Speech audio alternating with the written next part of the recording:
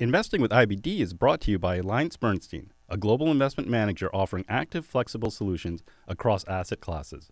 AB has the tools and expertise investors need to get their portfolios ready to navigate late-cycle investing. To find out more, visit abfunds.com. Hey everyone, welcome to Investing with IBD for April 24th, 2019. I'm Chris Gessel, filling in for my good friend Arusha Paris, who's out this week in the heartland somewhere. I guess he'll be at the Trading Summit in Chicago over the weekend. But joining me today in the studio is my other really good friend, Justin Nielsen. He's IBD's Market Research Director and someone I've worked with for... Yeah, over 20 now. 20 years? I'm thinking. Okay. All right. It's been a long time. We know each other pretty well. And we work together on Leaderboard and Swing Trader, plus do a lot of other market research with ETFs. And Lots of like research. things. Lots of research. So thanks very much for being here, Justin. It's going to be a pleasure. All right. Before we get into the episode, I just want to remind everyone that we love getting comments and suggestions from you. And so you can reach us at investingpodcast@investors.com. And we really want to hear your feedback, especially if you want to, things that we haven't done that you'd like us to do, or stocks that you'd like us to talk about, maybe ones that you're thinking of buying or ones that you already own and wondering what to do next. We love getting in the weeds when it comes to stocks, as you know, Justin. Usually that's my job. Right, but I get into it as well. Absolutely. So on today's show, we're going to start off, as we often do, talking about the market, and then we're going to move to IBD's earnings options strategy. And last week, Arusha and I talked about buying stocks on gaps out of bases on earnings, and this is another wrinkle in that strategy. And so we want to show people how to use earnings options around earnings. And then we're going to show some examples of those, and then also some stocks to watch that are setting up in bases and are reporting earnings in the next few weeks. So with all that, let's go to the market. Today we hit a new high on the NASDAQ. And I guess, first off, what's your take of where we are and how things are going, Justin? Well, as you said, all-time highs, that's something that people are going to love. And of course, that comes with a caveat. A lot of times when you get to those old resistance levels, those previous highs, you have to wonder, okay, given how far we've come, and we haven't really had that much of a correction in the indexes themselves. It's definitely some individual stocks. We saw some really heavy hits in software. What was that on April 4th? So in individual sectors, we've seen some hits, but the market itself has really been on a tear really since December 24th. And now that we're getting back up to those old highs, the question is going to be, do we hit resistance here? 8,000, that level was an area of resistance that we were hitting for a little while on the NASDAQ composite. Now, the NASDAQ 100 has actually been looking a little stronger. That got to new highs last week, so it was kind of leading. Whereas like the Russell 2000, that was lagging for quite a while. It got hit harder, and it's still off its highs considerably, like what, 9-10%? Right. But more recently, it seems like it's showing a little bit more strength. Yeah, the last 2 days, it was outperforming the S&P and NASDAQ. And we've seen that before where all of a sudden, the big cap indexes will take a pause and then the Russell will go on a tear for a couple of weeks. So it can be and generally that's good for growth stocks because so many growth stocks are in the small cap space. And generally there's a lot of, I guess, the relationship between the Russell and leading growth stocks and like the IBD 50 is much tighter than definitely the S&P. One thing that we did see today, the market went up through that 81.33 old high, I guess going back to August, and it held it for a while and then it pulled back, and so that kind of pullback, not surprising, right? If we continue to see an inability to really punch through, that will become more problematic, and especially if it rolls over and all of a sudden, we're taking out the 50-day or 200-day, and then now we may have to start rethinking our big bull thesis. But far, I mean, it could easily go sideways for a little while, and that wouldn't be too bad, because a lot of these stocks that have been going up so strongly, it would give them a little pause and maybe give us some more setups. Mm-hmm. Well, we do have quite a few setups right now, but most of those, the one feature that isn't so great is the lagging relative strength line, and that's something that we talk about all the time here at IBD. I mean, every day when we're looking at stocks, one of the first things I'll ask, what's the RS line looks like, and when the market is going up and a stock is consolidating, that by definition means it's going to have a lagging RS line. Right. And sometimes that can be explained away, if, this was basing while the market was, going forward, but in most cases, if you don't have it, it's just not going to be the leader. Yeah. Well, you can always, take a look and see how the stock is doing year to date. And if it's still outperforming the S&P, then it suggests it had a big run up and now it's consolidating. The S&P is caught up. So that, there's all sorts of caveats, right. But in general, when you've got the big RS line, confirming or even better yet, leading a stock, that's a great sign of leadership and something that you definitely want to see. It just reminds me of all those times that you've been sitting at the level 4 master's program, and as we go through our year in review, right. You're looking at, wow, this one was relative strength line at new highs, time and time again. I do that every year, and every year it's about 90% or more of the stocks that we feature had RS lines leading or confirming, and if they didn't on their first base, they definitely did on the second. So it's always something to if you really want to latch onto the leaders, that is something that you need to focus on. So market's doing okay, and let's go into options. And so as I talked about, so Arushan and I were talking about earnings gaps last week and different ways to play them, and buying the opening gap, maybe waiting for the first 5-minute bar. Another way to deal with stocks around earnings is to buy an option ahead of time, specifically a call option. Right. So, and the reasons are it really, limits your risk, or at least defines your risk. Whereas if you're buying ahead of earnings, your risk is, theoretically unlimited. You'll find out after the fact. Oh, yeah, exactly. So I guess we'll get into the details here, and you're just the man to bring everyone the details. So why don't you give everyone a quick crash course on options if they're not familiar with how they work? Sure. So basically what an option does is it gives you the right, but not the obligation. That's important. You get the right as a call owner or put owner to buy or sell shares at a specific price. We call that the strike price, before a specific date. That's called the expiration date. Now, of course, you're going to pay money for this right, and that's the option premium. So when we're talking about the price of the option, that's what we're talking about there. Now, there's two benefits here. As you mentioned, the main benefit that we like is, especially before earnings, it defines your risk. You cannot lose more than the option premium. And the second part that's kind of nice is that the capital outlay is a lot less. So whereas you might be looking at a $100 stock, you might be able to buy the option for maybe $4. Okay, that's 4%. So again, it's defined your risk to 4%. The most you can lose is $400. That's 100 shares for one contract times 4. That's the most you can lose, $400, as opposed to the outlay of $10,000 for a $100 stock, 100 shares. So it makes a big difference in how you kind of manage your risk. And the other benefit there is, let's say the stock gaps up tremendously and it just blows out earnings, huge earnings surprise, you get to participate in the upside. Maybe not fully, but you will get to participate in some of that upside. So it's really the best of all possible worlds. Right, exactly. You get the upside participation with the limited risk to the downside. And a lot of times we express the risk in terms of how much the option is, the premium is in relation to the stock price. So you were using a $100 option. So if the call is $4, so that's 4 divided into 100, so 4%.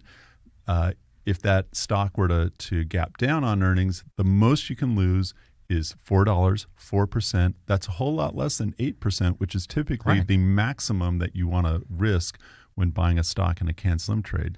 But the other side is with earnings, it's really hard to limit that 8% down because if it gaps down, outlook is bad, you could be looking at a 10, 15, 20%. Yeah. We saw that today. Right. Now, one other thing we should just define real quickly, because we're spending most of our time talking about call options. The call option, that's the one that gives you the right to buy.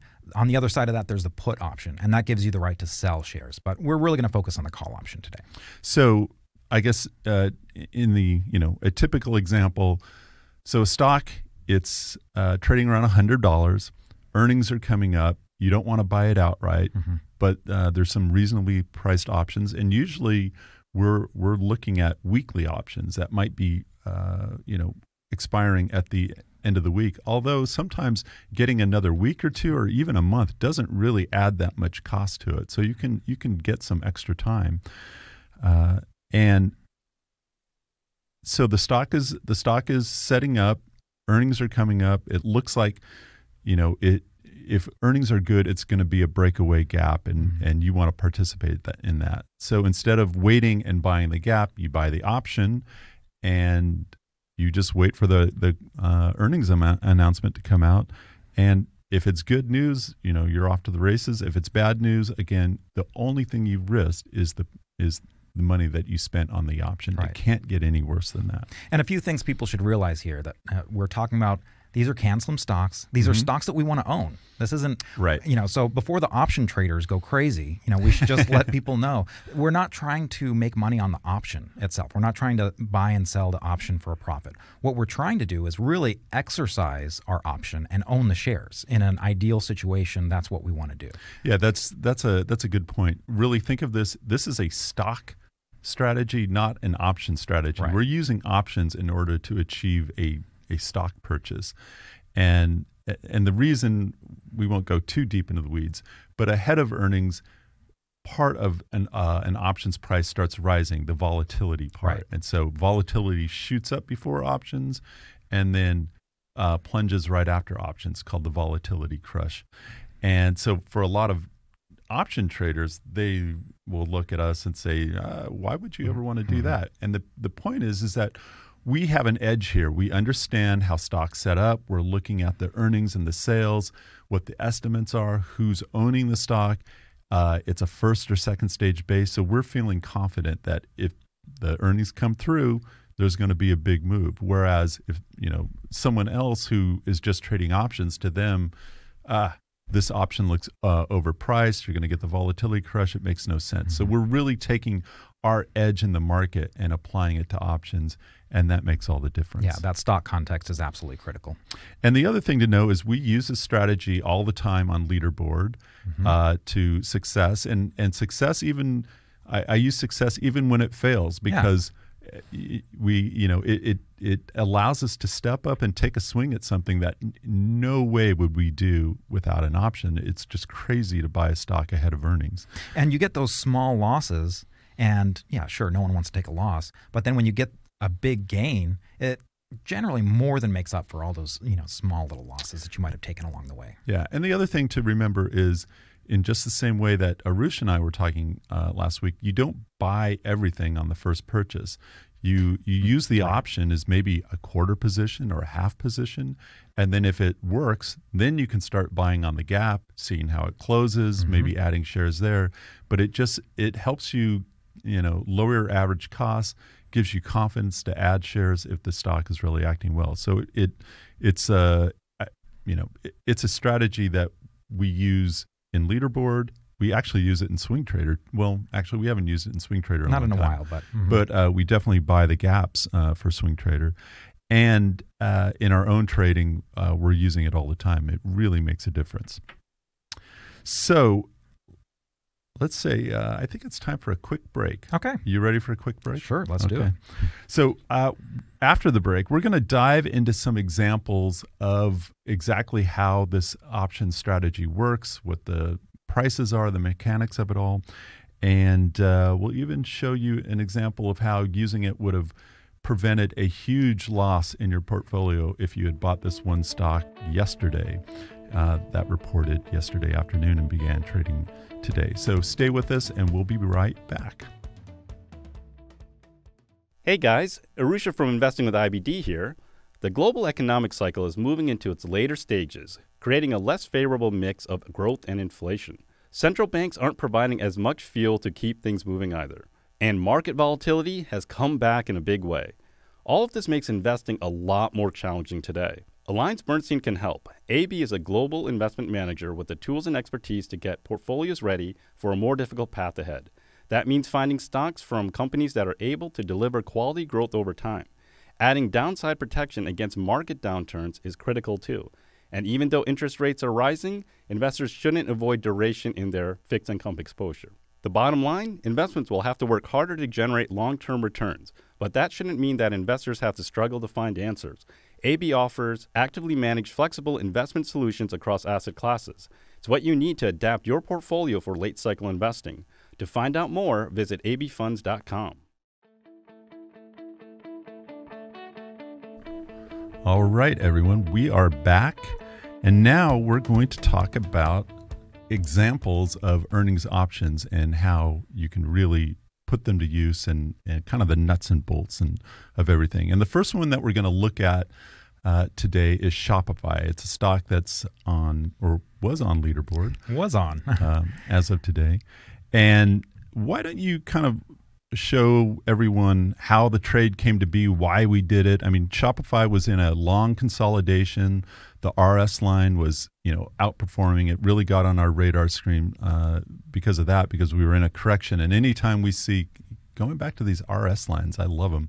Mm-hmm. Especially when you're in a correction and you see stocks where that the RS lines are hitting new highs and, the stock isn't even close to a new high. That's a really big giveaway or a clue that you've got a potential leader on your hands. So we were, it was on our radar. It hadn't broken out yet, but earnings are coming up. So how did that trade come about?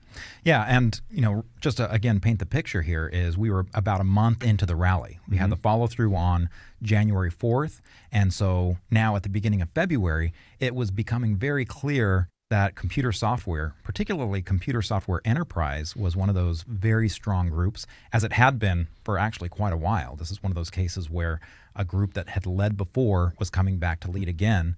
And so, yeah, as you mentioned, Shopify had the setup. So it had, it had a lot of things going for it. It had that technical action. It met all the requirements that we're looking for in a CAN-SLIM stock, a leading stock. Good ratings, fundamentals, it was a little bit of a turnaround. The earnings were starting to come on a little bit stronger. It had some strong sales growth, but as you said, it had that earnings, right around the corner. So we had to decide, okay, if we want to play this, we don't want to go into it with just a stock purchase, a few days ahead of earnings. So we did the option instead. And the way that we have it set up is we kind of pretend like we have $1 million portfolio on Leaderboard, and we're making our decisions based on that. So in this case, we wanted a half position. We didn't want to do a full position. We wanted a half position. And so that worked out to be 3 contracts, which would be 300 shares for this stock that was trading around 176, something like that. Just as it was getting back to those old highs before the Q4 correction. So those options were trading around 1165. Yeah, we got them at almost the high of the day, right? Because the stock kind of turned a little bit at the end of the day, but yeah. But as in terms of portfolio risk, I should say, so in terms of the stock price, that was a 6% risk, right? But because it was a half position, it was basically, nothing on the portfolio, very small. Right, and that's the big thing. The trade, it might have been 6%, but because it was a half position, you almost take it in half, considering like almost a 3% for a full position. So yeah, we definitely had limited risk on that. Yeah. So we get the earnings. We picked up the options on February 11th, and then February 12th, the company reported earnings. It did not look good at the open. Did not, yeah. But by the end of the day, it had recovered all of that ground that it lost and was looking a lot better. So yeah, at the open and for a good portion of the day, it's like, okay, we saw the volatility crush. We'd lost over half of our value on the option, but we held on to it. We've got time. Yeah, we've got time. That was another thing about this one. We had a month until its expiration. So we were looking at the March 15th as the expiration date, and the earnings came out on the 12th. So we had a lot of time to give this one to potentially correct itself. Yeah, and the reason that we did that is because it had rallied off the bottom of that base and had come up for, I don't know, like maybe 8, 9, 10 weeks straight in a row, and then was right around the new high ground. So it didn't make a handle. There was no sort of consolidation. Right. And we felt uncomfortable doing a weekly option. So that's why we went for the longer dated option. It turned out to be the right move. The other thing to think about that is, if you had bought the stock and were buying it, ahead of earnings, in the morning when that thing gapped down and it was down, I don't know, 5, 6, 7%, it was down a lot. You probably would have been selling at least part of those shares early on because it looked terrible. But then, if you weren't, then you're breaking rules. Yeah, that too. But the thing is that with an option, it's like, we've already defined our risk. We can let it go. We're not really interested in trying to take a 3% risk and turning it into 1.5. I mean, we want to see how it plays out. And so you can give it some time because, again, the most you can lose is the option itself, is the premium. And so that amount is fixed. And that's where that position sizing really helps. I want to make sure that people understand that when we're talking about our position size, we're talking in terms of how much we would have of that stock. So we're talking 3 contracts, 300 shares. That's how much we'd purchase of stock. We're not saying, oh, it's $11.65. Oh, we can just load up on 10 options. Right. No, then you're overweighted, and the portfolio hit that you would take would be a lot more. Well, also then it turns into a true option trade, and like we talked about, it's not a really good option trade when you look at it from that point of view because you're going to get the volatility crush. Right. The time value is really falling off. It's not something that works as a option trade per se, but as a stock trade, as long as it closes above the strike price, it's a winner, and you want to take the stock. It might not be a winner in terms of once you calculate the premium on top of your strike price, but it gets you in the stock at the price that you wanted. And just one other cautionary thing I wanted to let people know about is, if you start doing the strategy and you get a few that work for you, don't start saying, well, gosh, why do I even want to buy the stock at all? I'll just, be trading more of the options. It can be very tempting because you see that leverage, options offer you leverage. And sometimes that can be, come over to the dark side, kind of thing where, it just, you see how much money you can make and, you start getting larger positions, but then, you lose one of those and it really hurts. It will hurt a lot. And anyone who's traded options knows, especially if you have initial success, there always comes a time where everything goes against you. You can't have a lot of option positions at the same time because they'll all go to zero. Charles Harris has just a heartbreaking story of Tesla options that he shared at one of the seminars that we had. And it's a double-edged sword, Yeah, so the trade worked out. The stock started moving up. Then we bought some more shares, so we rounded it out to a full position. So in that case, we actually still had the option, and then we added a stock position. So we had both the option position that we were at that point above the strike price because we were buying shares of stock at 183. Our strike price was 180. So we were above our strike, and so we got it to basically a full position. Now, if you looked at the money, it was not a full position because the option was still, not a full position in terms of stock, but we were thinking of it as a full position because of the number of shares we were controlling. Right. And the reason that we didn't exercise at that point on the options and take,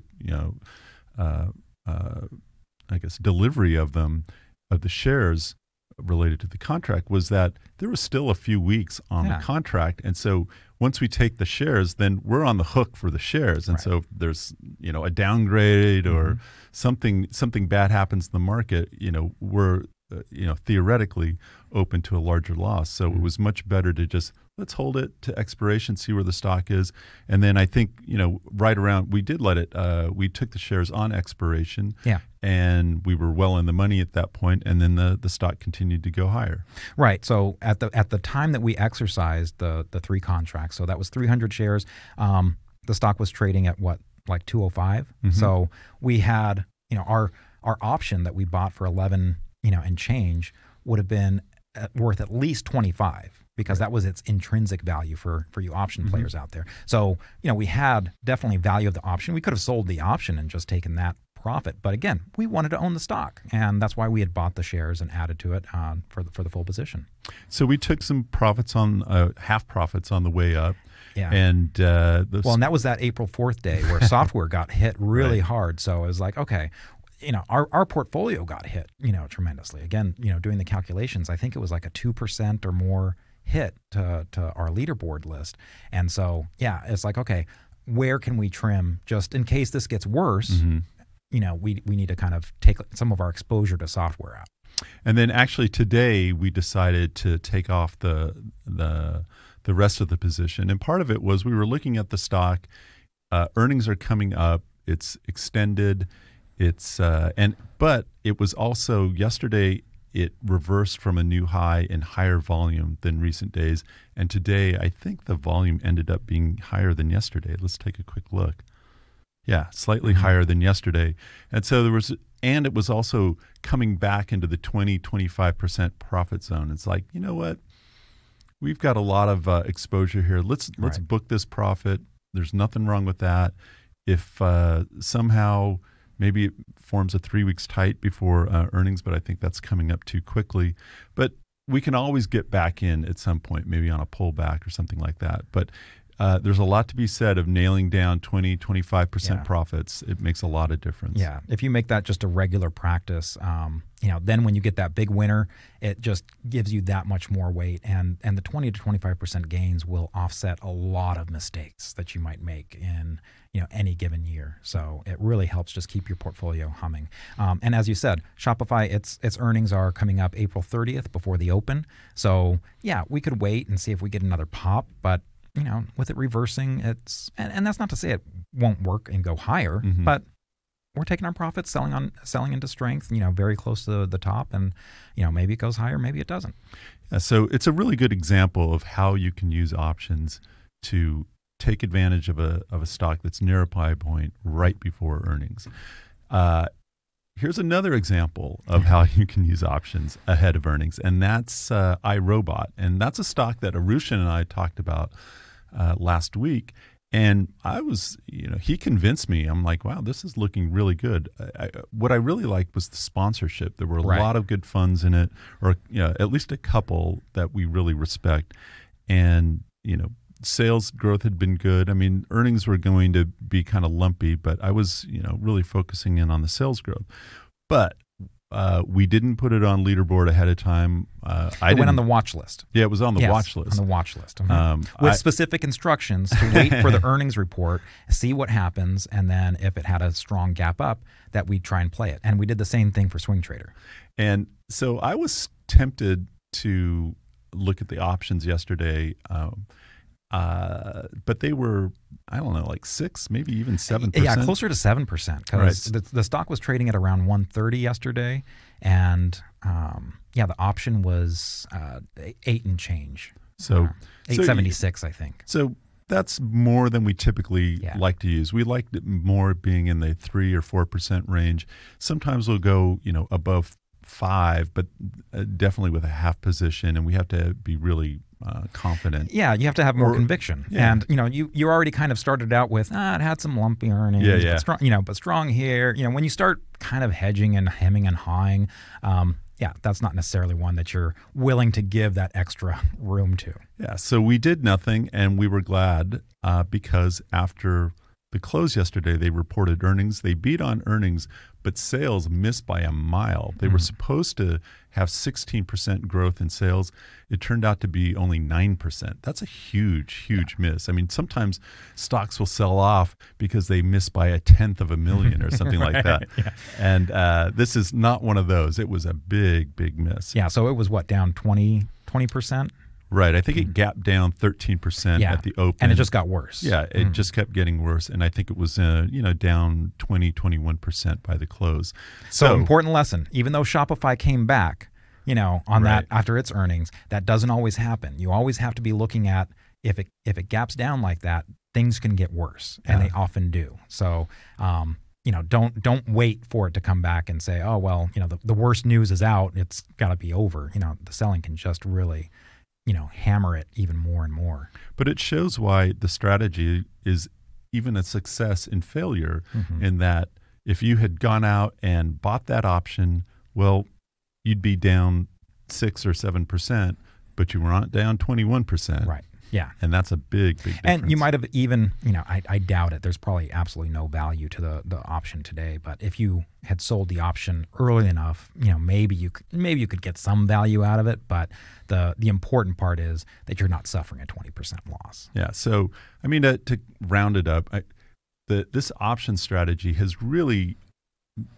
given us many, many options around earnings. And earnings never used to be this fraught with gaps up and down. It was only after Reg FD where they kept all the information, secret until the earnings come out. They used to have all the whisper numbers, the whisper estimates and everything like that. But now it's like, okay, there's no whispering allowed anymore. So you manage risk, you get to, participate on the upside, and it's just a good way to start building your position when it works. So we like it, we use it, and it's a really strong strategy to use around earnings. And when it doesn't work, you have limited your risk. Right. So now we're going to take a break. Okay. But before we do, I just want to say in our final segment, we're going to be looking at a few stocks, and one of them is a really hot IPO, and I've been very interested in those this year. Some have been working really well, some not so well. But we'll be back after this. Hey everyone, Chris Gessel here with Justin Nielsen, and we're the main team behind IBD Swing Trader.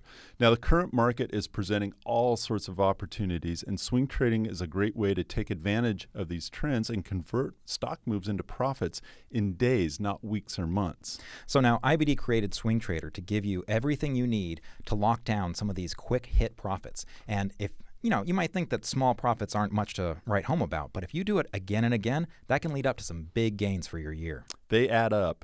We scan thousands of stocks each day and give you a handful of the very best swing trading setups. And those setups come with exact entry prices, stop losses, profit potential, and we walk you through those plans every step of the way. And we give you a full trading plan for each stock pick. So podcast listeners, you can try Swing Trader out for 6 weeks for only $39. That's over 60% off the regular price. Just go to investors.com/podcastswing to get started. All right. Welcome back, everybody. I'm here. This is Chris Gessel, I should say. And I'm here with Justin Nielsen, and we're talking about earnings options and how they can help you around earnings times and limit your risk on the downside and allow you to take advantage of some of those big gaps and really get into stocks early in their moves. So we want to round out today's episode with a few stocks that are setting up ahead of earnings that may be candidates for option trades, and definitely things to keep on your watch list. And in fact, these are on our watch list. I keep a list of stocks that, after going through MarketSmith and IBD 50 and just scratching around wherever I can find, I don't know, there's like 130 stocks on there right now, but there's some ETFs, so I guess they don't all count. It's probably too big of a list, but these are the stocks that we're looking at for possibly Swing Trader or Leaderboard or for our own accounts. So it's definitely It's And I not love that you're- theoretical. And I love that you're gracious enough to share that list. So very generous. Sure, anytime. So the first stock that we're going to take a look at is Hubspot. Again, it's computer software, which has been really leading this market. Although when it doesn't lead for a day or two, you definitely feel it. It's a company that does sales and marketing software, and I guess they used to sell directly, but then they created a platform, more software as a service, and that has really changed their Yeah, it seems like business. they're going after the small business, type thing. Kind of like a Shopify. Yeah, exactly. And it's they have kind of a service hub, a marketing hub, a sales hub. So it's really kind of tackling sales, marketing, and customer service, and a lot of customer representative management, a lot of ways to automate some of those features, and a lot of tracking, a lot of data. So that is so important, and that's in our own business. I mean, Right. we're always trying to can we get good data? What's happening? What are the trends? What we can glean from that? So anytime, especially as a small or medium-sized business, you can get really good data and data that's actually usable. That's a huge benefit. Now, on the fundamental side, it's also a little bit of a turnaround story, because you had earnings that were 7 straight years of losses from 2010 to 2016. They got profitable in 2017 and really ramped up the earnings. We saw the last 4 quarters triple-digit quarterly gains in earnings. The sales have been solid double-digit for at least 18 quarters. So they've definitely got something going for them, and you could see just this huge jump in earnings when they got profitable, and that's really kind of the start of a big move that HubSpot has made. That's interesting, because when you look at the stock itself, it's what I call a stair stepper, where it goes up and then it goes sideways for a few weeks, and then goes up again. It's much more of a 20%er type stock, but every now and then these things, maybe now that software really is leading the market, because before there were a few software stocks, but we're seeing so many right now. Maybe this might be the point where it goes on a run. But if you look at the weekly chart, you'll notice it's looks like looking at stairs from the side. It takes a step up and then goes sideways and then up. And it's fine to approach a stock like that with that 20% goal in mind. And if something changes along the way where it shows incredible strength, then you change your tactic. You say, okay, you know what? I'm going to maybe handle this a little differently, or maybe give it a little extra room and use the 10-day or something like that. Once it gets to that profit level. So there's different ways to handle that. So it's in a flat base right now. It's a lot more shallow than the last base, which was down 33%. So that's always nice when you have a big deep base and then it builds a much shallower, tighter base, and it's definitely been tighter later. What are the strike prices for this right now? So on the option, we've got it's trading at 165 right now. So you could be dealing with the 165. Let's see, it's 165.17 is what it traded at today. So if you wanted to do an option, you could do the 165 strike at 750, and that's about a 4.5% risk. If you did the 170, yes, you could get it for cheaper, but then keep in mind you need the stock to go up an extra 3% before you even get in the money, on your strike. Being at the strike and only having 4.5% risk, that's not bad. And again, we're talking for these are the May options, so May 17th. So something to keep on your watch list. The ticker is HUBS. And I feel like this pattern that we're talking about here is something we've been seeing a lot of, where Q4 created these deeper bases, and now that we've had Q1 under our belt, we've got a lot more shallower, tighter action that we've been seeing.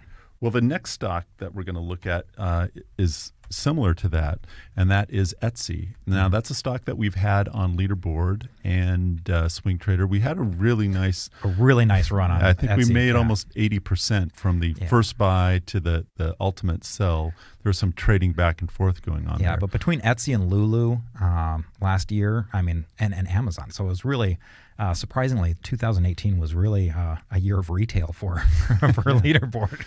Now, the thing about that, since it's technically it is a second stage base because it had a big correction mid-year, and that undercut a prior base. So technically it's a second stage base, but when you look overall the chart, I mean, it's gone from 14 to 70 over the last 2 years or so. So it's maybe not really a second stage base. That's something that I like to point out to people, that just because you undercut a base, you also need some time to reset things. So that's something to consider. But the fact is, it corrected, I don't know, how much was the first correction? 29%. Yeah. And then it had another base like immediately after. It really didn't make much progress coming out of that base, and had another 28% base. And this most recent one is a lot tighter at 15%. Right. So definitely what you want to see in that progression. And I guess we should say Etsy, I guess a lot of people know what Etsy does.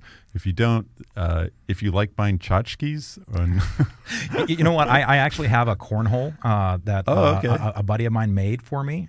So we put UCLA stuff on it because I'm a UCLA alum. And the bean bags, it's like, okay, I'm not going to sew bean bags. So I got UCLA bean bags from Etsy. Nice cover, Justin. Right. Now, of course, we're not the only ones looking at this. Both HubSpot and Etsy have some very strong sponsorship as well. I know for HubSpot, you got Fidelity, OTC, Magellan, Contrafund in there. For Etsy, you have T. Rowe Price, New Horizons in there. That's one that we like taking a look at. And for both of them, there's a significant number of mutual funds in them, in the hundreds, and the shares have been growing that those institutions own. So what's the risk like on this one? So for this one, let's see, we've got it's trading at about what, 60, 65, something like that. Yeah, 66.08 is what it closed at today. So the 65 strike, it was trading a little bit before the close at about 465. So again, a little bit of a higher risk. That's 7.1%, but now you have a point of intrinsic value to that as well. So you have to kind of factor that in as you're making your calculations.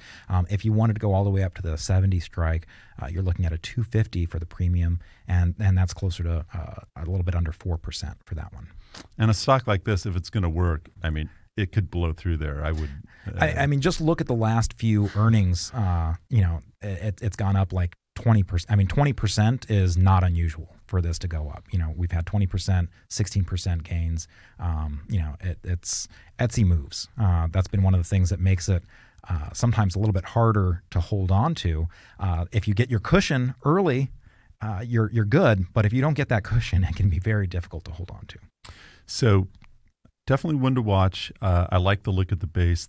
I guess the one negative, because it's basing, that RS line is in a downtrend right now. Right. And it would take a really big gap to get it at a new high. Yeah. So even though it's in a downtrend, it's not too far off. At least That's it's true. kind of, it's in that spitting distance, that it could easily, get there with a big move.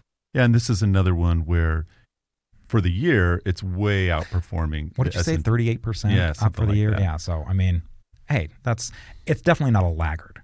Okay. So let's go to kind of a similar stock. It's Farfetch. It's an IPO. I mean, similar in that you buy things on the site. Although this is a luxury clothing website, and they partner with like designers, big designers that people know.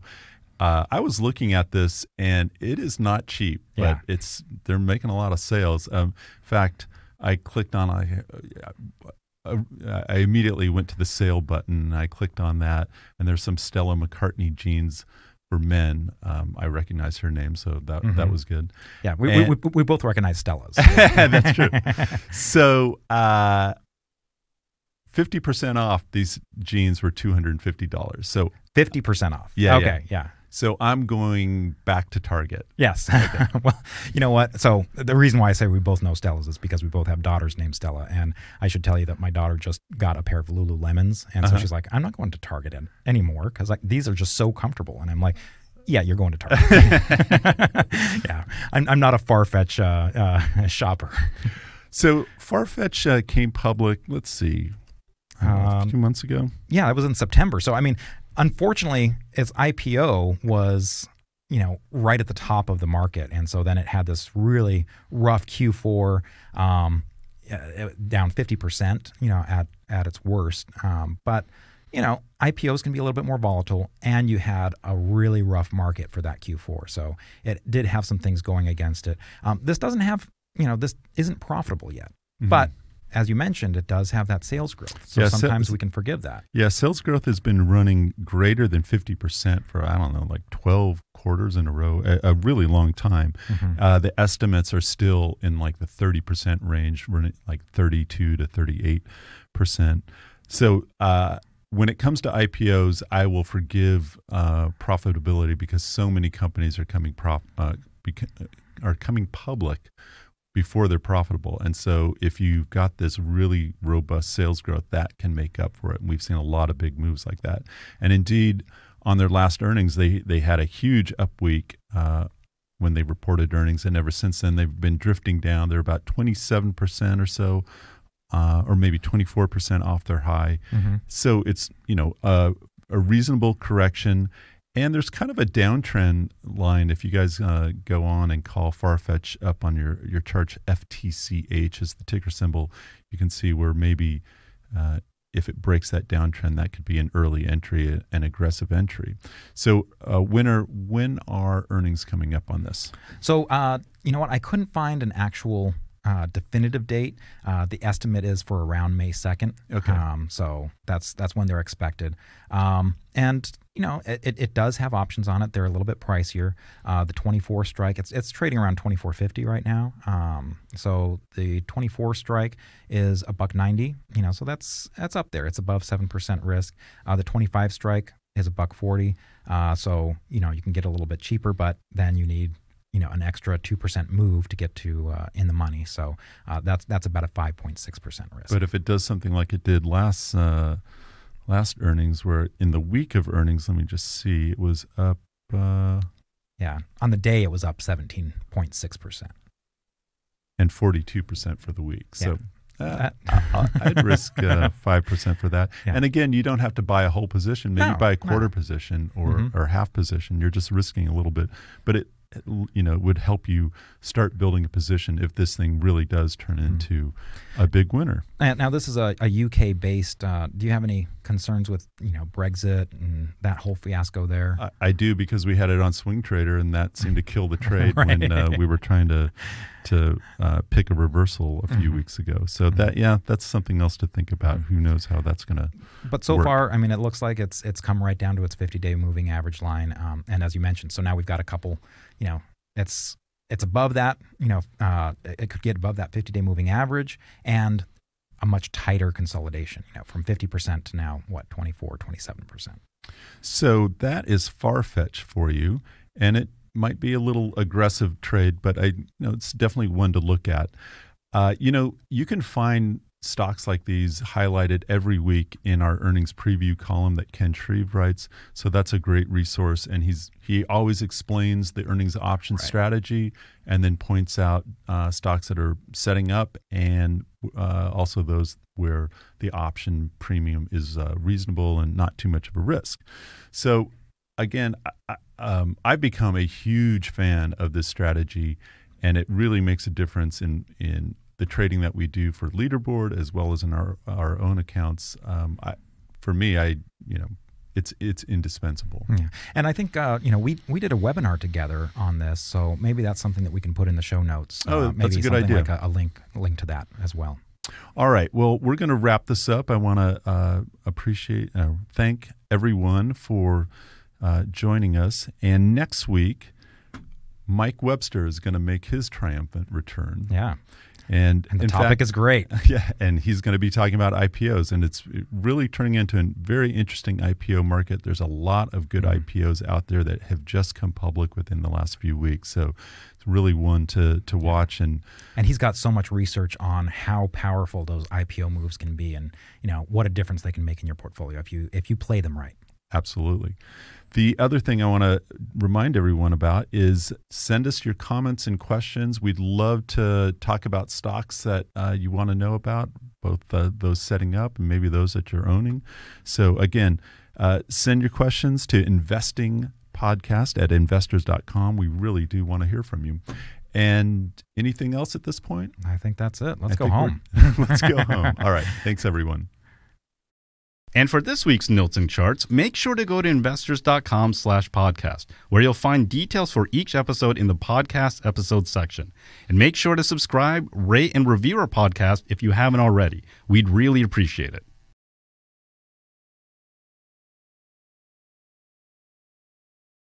Hey everyone, thanks so much for watching Investors Business Daily on YouTube. If you want to watch more videos, make sure you hit that subscribe button so you don't miss a thing.